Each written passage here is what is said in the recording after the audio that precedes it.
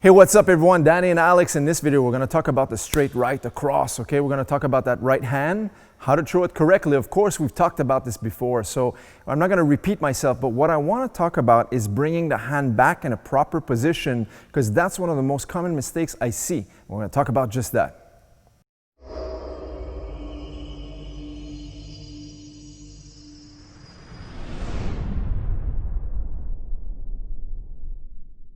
Okay, so let's talk about that punch. He's going to throw the punch right into the target. Boom. When you throw the punch, it's very important. We talked about this before. Is never hit with your first fingers like this.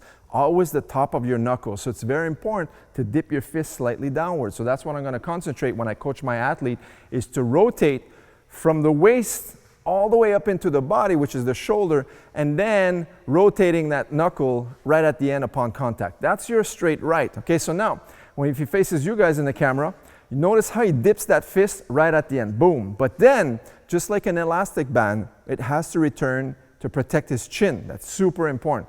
Because a lot of times, we're going to show you in a second, is someone's going to capitalize on that and catch you onto the chin as you're being sloppy and going downhill. This is what I call downhill. Someone loops the punch, and they loop and they return like this. Watch sideways, like this. And they go here. This is so wrong in so many ways, and a good left hooker is going to catch you, capitalize on that mistake. So it's always important to, once you hit, boom, everything comes back and draws in the same trajectory as it was thrown. Now, let's put the gloves on. We'll show you guys how to train on the focus mitt. So now, on the pads, what I want to coach my athlete is always keeping a good stance, a good position, throwing that in a straight line.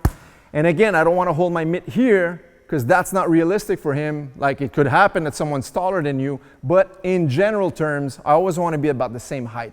So since I'm taller than Alex, I'm always going to focus my pad right here, more around his height. Okay, so that's his straight right across, so that way there he uses his shoulders. I want him to learn to use the shoulder to rotate that torque, which is the power into the strike, and that's how he's going to practice on a daily basis, so it becomes a great habit and something that you nurture that habit and you never lose it, right? So in a real fight, when he throws that cross, everything, the mechanics of rotations are going to be there, and that's what generates a lot of power. Speed with strength is the power. So now, what I really want to coach him is not just the rotation and the mechanics of a proper punch, because once he knows this, he knows it. What I really want to make sure is that he doesn't get sloppy. So when he throws his punch, make a mistake, and rotates downward. Boom. That's the left hook that's going to catch him. Okay, so I want him to practice to bring the hand right back to the chin so he can protect. This is what I like to call protecting the house. This is your house, your face, your chin. That's the house, all right? And if he makes a mistake and doesn't protect his house, someone's going to violate that, right? And he doesn't want that to happen. So now, throw the cross, boom, boom. See? I always slap him on the side, not too hard, but just to make him conscious that that left hook would be there. So every time we're training, right now we're talking about this, but when you're doing rounds upon rounds, 3, 4, 5, 6, 7, 8 rounds at a time, your athlete's going to get very tired, and that's when the mistakes start to happen. And we want to always form the good habits when in your later rounds, always in the later rounds.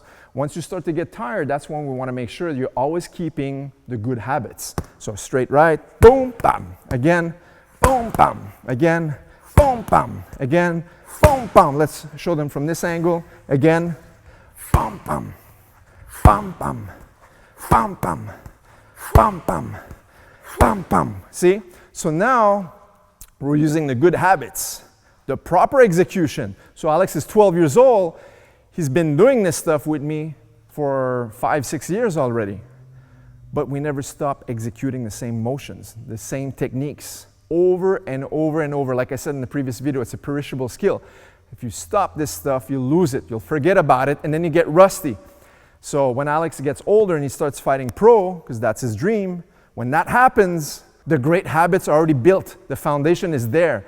Then we start working on tactics, strategies and tactics, because the foundation is done. We don't have to go back and take a fighter who's been taught the bad habits from many, many years of training and improper coaching, and not being taught all these fine details that are so important, because they sometimes think it's just the basics.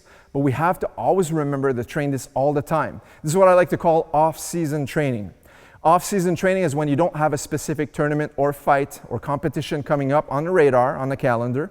And now you could start to just perfect those basic skills. Once you're pre-contest or pre-fight, that's the training camp, it's not the time to start to perfect these details. You should already have that. Your fighters should already know this stuff. And a lot of times I see training camps where people don't have this, and then they have to waste time correcting these techniques. So this is super important. So whether you're someone who's just someone who trains for fun, you know, to stay in shape, or you're a professional fighter, these things are a must.